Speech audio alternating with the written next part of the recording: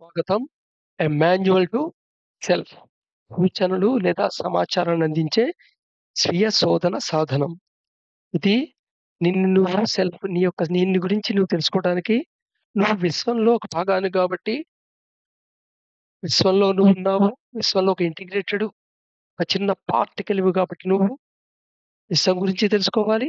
నీ గురించి తెలుసుకోవాలి. ఎందుకంటే నువ్వు విశ్వంతో నిరంతరం ఇంటరాక్ట్ అవుతూనే ఉన్నావు. ఎక్స్‌చేంజ్ చేసుకుంటూనే ఉన్నావు. సో, నేను తెలుసుకోవటంలో శోధించటానికి ఒక టూలు. ఈ ఎంటైర్ వీడియో శ్రేణంతా ఒక టూలు. దానికి సంబంధించిన ఇన్ఫర్మేషన్ ఇవ్వటం జరుగుతుంది. లేదా కొన్ని ప్రాక్టీసెస్ చెప్పడం జరుగుతుంది. సో, ఏదైనా ఒక ప్రాక్టీసు నువ్వు చేశాక నీ స్థితిలో ఏ మార్పొచ్చిందనేది నువ్వు అంతర్గతంగా నువ్వు పరిశీలించుకుంటే, ఆ మార్పు నీకు ప్రోగ్రెసివ్‌గా కనబడితే, ఏ మాత్రమైనా ఉపయోగంగా కనబడితే, అది నీకు useful. You can adapt it. అలా కాలేదు, ఆ సాధన చేయాల్సిన అవసరం లేదు. ఇది ఎంత గొప్ప సాధన అని ప్రపంచం అంతా పొగిడినా సరే. నౌ మళ్ళా సర్వే సీరీస్‌లో కంటిన్యూ అవుదాం. సో, ఇన్‌కార్నేషన్ గురించి మాట్లాడుకుంటున్నాం. The cycle of and death. So, right, ఈ టోటల్ బర్త్ నుండి డెత్ దాకా ఉండే ఈ ప్రాసెస్‌లో కంప్లీట్ ఎవ్రి మూవ్‌మెంట్ ఒక ఫ్లో అని చెప్పాం.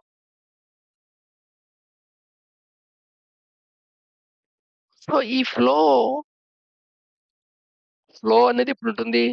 లోపలికి కొన్ని ప్రవేశిస్తే, లోపల నుండి బయటకి కొంత ప్రవేశిస్తుంటాయి. Input, processing, output.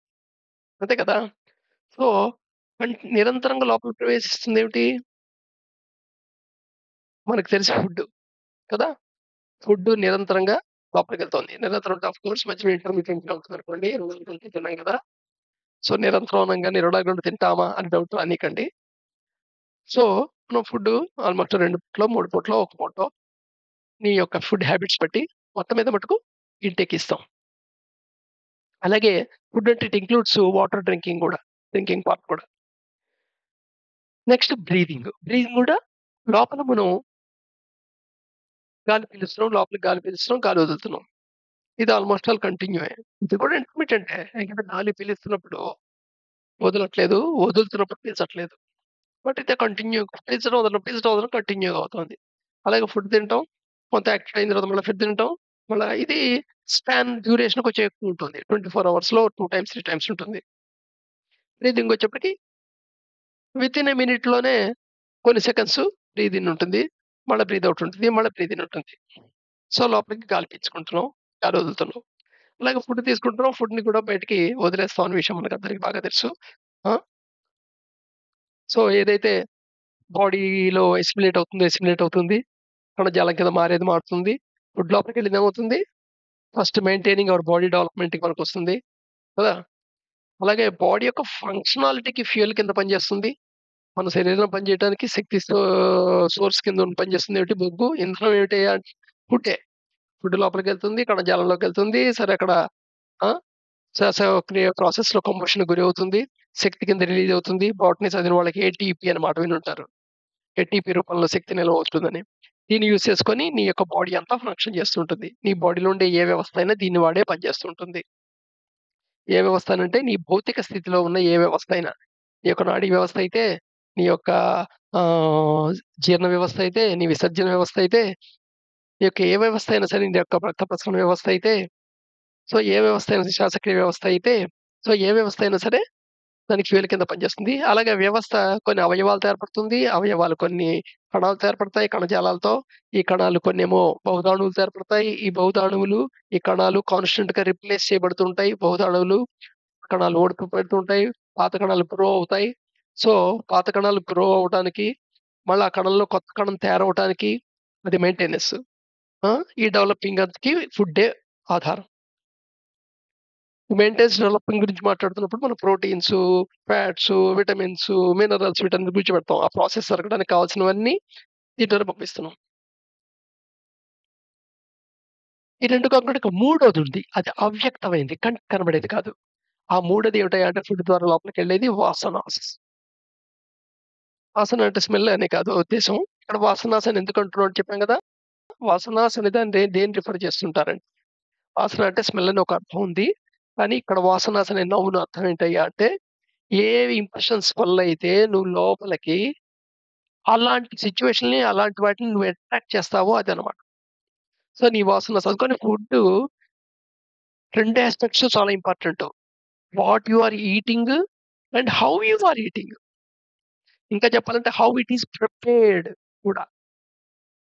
So, food తయారు చేసేప్పుడు ఎలా ఉంది? తయారు చేస్తున్న వాళ్ళ మూడ్ ఎలా ఉంది? ఆ టైంలో ఏం చేస్తున్నారు? అలాగే అది తింటున్నప్పుడు నీ మూడేమిటి?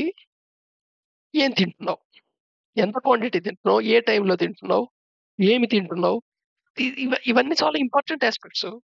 అయితే వీటికి అలౌ చేసిన టాలరెన్స్ ఉంటుంది గదా! టాలరెన్స్ అంటే ఐడియా ఉందా? సపోజు ఒక ఫ్యాక్టరీలో ఏదైనా ఒక వస్తువు తయారు చేస్తున్నారనుకోండి. ఆ వస్తువు 5 సెంటీమీటర్లు ఉండాలనుకోండి. ఖచ్చితంగా 5 సెంటీమీటర్ల పొడవు అది రాకపోవచ్చు. 5.001 రావచ్చు. లేదా 44.99 రావచ్చు. ఇలాగా ఏ రేంజ్ నుండి ఏ రేంజ్ దాకా దాని ఫ్రాక్షన్‌లో డిఫరెన్సు 5 అంటే ఎగ్జాక్ట్ 5 కాకుండా కొంచెం ఎక్కువ, కొంచెం తక్కువ వస్తుంది గదా! సో, ఆ ఎక్కువ, తక్కువ రావడం అనేది నువ్వు మెజరబుల్ రేంజ్‌లో యాక్చువల్‌గా అది మళ్ళా ఫ్రాక్షన్ అంతం దాకా వెళ్ళిపోతుంది. పాయింట్ తర్వాత ఎన్ని స్థానాలన్నా పెట్టుకోవచ్చు కాబట్టి. కానీ నువ్వు మెజర్ చేయగలిగే రేంజ్‌లో ఇంకో రకంగా చెప్పాలంటే దాని యొక్క ప్రధాన పర్పస్ మోడిఫై కాకుండా ఉండే రేంజ్‌లో ఎంతవరకు అలౌ చేయొచ్చు డీవియేషను, ఎంతవరకు విచలనాన్ని నువ్వు పర్మిట్ చేస్తావు అనేది టాలరెన్స్ అన్నమాట. ఈ టాలరెన్స్ లిమిట్ ఎక్కువ ఉండటం వల్ల ఇఫ్ అందుకని మనం ఇష్టం వచ్చింది తింటాం, ఇష్టం వచ్చిన టైంలో తింటాం, ఇష్టం వచ్చిన క్వాంటిటీలో తింటాం, ఇష్టం వచ్చినట్టు తింటాం. బట్ ఈ టాలరెన్స్ లిమిట్ అనేది గ్రాస్‌లో కొంచెం ఎక్కువుంటుంది. అది సటిల్ ఫైనెస్ట్‌కెళ్ళినప్పటికి ఈ టాలరెన్స్ లిమిట్ కాస్త తక్కువుంటుంది. అందుకని మైక్రో లెవెల్‌కొచ్చేప్పటికి నువ్వు తిన్నదంతా అసిమిలేట్ అవుద్ది బాడీలో. 50% బయటకెళ్ళిపోయేది 80%లో. అసిమిలేట్ అయిందంతా నీ యొక్క మెయింటెనెన్స్‌కి, డెవలప్‌మెంట్‌కి ఉపయోగపడిందా లేదా అనేది చాలా ఫ్యాక్టర్స్ మీద ఆధారపడుతుంది. అందులో ఎస్పెషల్లీ మెయింటెనెన్స్ ఫ్యాక్టర్ అనేది నీ స్లీప్ కోటా మీద ఆధారపడుతుంది. నువ్వు డీప్ స్లీప్ అప్పుడే ఈ మెయింటెనెన్స్ ప్రాసెస్ జరుగుతుంది శరీరంలో.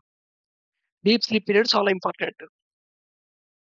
కలలు కంటున్న పీరియడ్ కాదు నిద్ర కాదు. డీప్ స్లీపే.